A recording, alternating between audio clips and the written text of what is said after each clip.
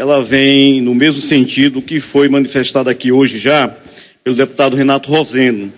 Só que, dessa feita, quero chamar a atenção para o ataque ao direito dos trabalhadores, que será feito através da reforma da Previdência Social.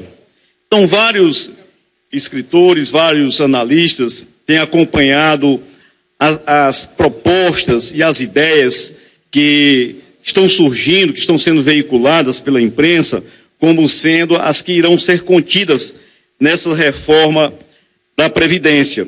E eu fiquei bastante preocupado, porque a Previdência Social, no Brasil, ela é uma forma de amparar aquelas pessoas mais desvalidas, aqueles que realmente não conseguem se sustentar com o seu trabalho, aqueles que, por razão de doença, ou que na velhice precisam do amparo e da assistência do governo, da assistência do Estado. E o Marcelo Caetano, que é o secretário responsável por planejar essa reforma, ele já se manifestou em diversas ocasiões sobre esse assunto.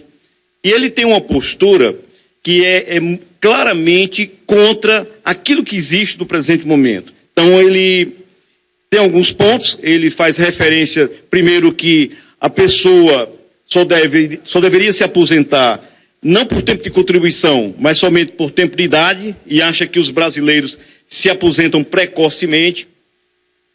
Não interessa se você contribuiu 35, 40 ou 50 anos, mas que a idade seria o limite. Não é essa questão que o governo pode colocar na reforma, mas é esse o pensamento daquele que está responsável por fazê-lo, de que somente merece o amparo social aquele que contribuiu para isso, de tal forma que cada um tem que ter a sua contribuição individual. Se não tiver, não vai poder se aposentar, ou seja, todos aqueles que são trabalhadores, que não possuem uma renda mínima e uma contribuição durante determinado tempo, eles não poderiam também se aposentar. E o jornal Valor Econômico, que é um jornal que faz uma análise dessas questões com maior profundidade, listou uma série de ações que são propostas, que são pensadas nessa reforma da Previdência. E eu destaquei algumas delas para fazer uma reflexão e alertar aqui os trabalhadores e trabalhadoras do risco que se corre com essa reforma da Previdência. Ou seja, além de reduzir os gastos na saúde, na educação e na assistência social, o governo vai dar um golpe na Previdência Social também, atingindo ainda mais, sobretudo, aqueles setores mais pobres da população. E vai lá, o governo vai propor o corte das pensões por morte para 50% ou 60% do vencimento integral do cônjuge. Essa é uma mudança que realmente vai prejudicar aquelas pessoas que têm pensão, porque vão perder aí entre 50% a 60% daquilo que achavam que poderiam receber depois da morte do cônjuge. Um outro ataque vem direto ao benefício de prestação continuada.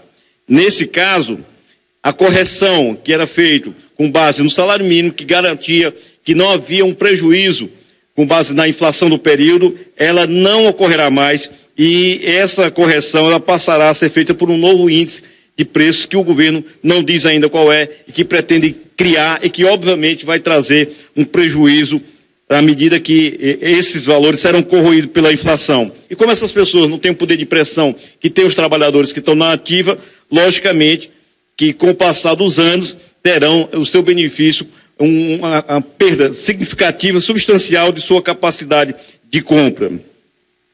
Além disso, vem a questão da idade mínima, que já foi falada aqui, e que deve subir para 65 da idade mínima, entre 65 anos, entre homens e mulheres. E você que trabalhou, já estava próximo à aposentadoria, vai ser atingido por essa medida. E como é que os trabalhadores serão atingidos por isso? O governo vai criar uma regra de transição. Nessa regra de transição, aqueles que têm menos de 50 anos, os homens, e as mulheres menos de 45, serão imediatamente atingidos por a questão da idade mínima. E um novo fator previdenciário será criado, a soma do tempo de trabalho com o tempo, com a idade, que terá que atingir um limite que vai progressivamente sendo aumentado ao longo dos anos. de tal forma que aquele que tem uma expectativa, que entrou no mercado de trabalho agora, com expectativa de se aposentar com uma determinada idade, vai ter seus planos mudados, porque isso será alterado. Inclusive também para aqueles que têm mais de 50 anos e que continuarão se aposentar pelo regime atual, em aspas, mas que sofrerão o que ele chama de pedágio. O pedágio aqui vai ser alguns anos a mais que você terá que trabalhar para se aposentar. E ele fala aqui num pedágio de 50% do tempo restante da aposentadoria. Ou seja, se você iria se aposentar com 4 anos, você terá que se aposentar aí com 6. Se forem 6, serão 9. Então, será acrescido de 50% do tempo restante que falta.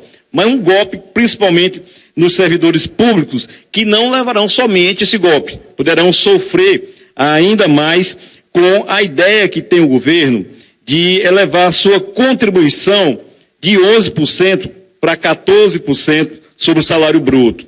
Então, essa medida de aumentar o tempo de contribuição, o valor da contribuição de 11% para 14%, ela também irá repercutir nas previdências do Estado, para os servidores do Estado e para os servidores do município. Porque uma vez que esse modelo seja adotado a nível federal, ele também será repercutido e, obviamente, que seguirá de referência para os municípios. Essa medida contra os servidores públicos federais, ela é dura e ela vem ainda se somar a outras medidas do governo com o objetivo de reduzir o gasto com os servidores públicos, que é o congelamento de qualquer tipo de reajuste e de reposição de perdas salariais, que é colocada como sendo uma das grandes medidas a ser tomadas pelo governo a partir dessas mudanças e desse pacote de maldade, desse poço de maldade sem fim que começam a ser tirados agora depois desse processo eleitoral. Inclusive, recentemente, assessores do presidente Temer disseram que, inclusive, ele não tem medo de que haja um desgaste da imagem do governo, já bem desgastada com essas medidas, porque ele estará pagando com isso todas as contas daqueles que se somaram a ele nas medidas para fazer o impeachment. E essas foram as verdadeiras razões para o golpe. A redução dos investimentos públicos em áreas estratégicas, com o claro objetivo de fazer a privatização do Sistema Único de Saúde. O SUS jamais será um sistema universal e integral na medida em que os recursos para ele, quando ele cresce, quando ele expande o serviço, quando ele melhora a qualidade e a especialização dos serviços que são oferecidos, que requer mais investimento e se propõe exatamente congelar um patamar dos investimentos. Na educação, quando também se projeta e se pensa em ampliar o método de ensino por tempo integral e a quantidade de escolas públicas para que elas cheguem a todos os recantos do país e possam beneficiar a maior parte possível da população, ele também limita os investimentos. Na assistência social, que ampara e que socorre os desvalidos, aqueles que necessitam do apoio e da solidariedade do Estado, esses recursos também serão reduzidos.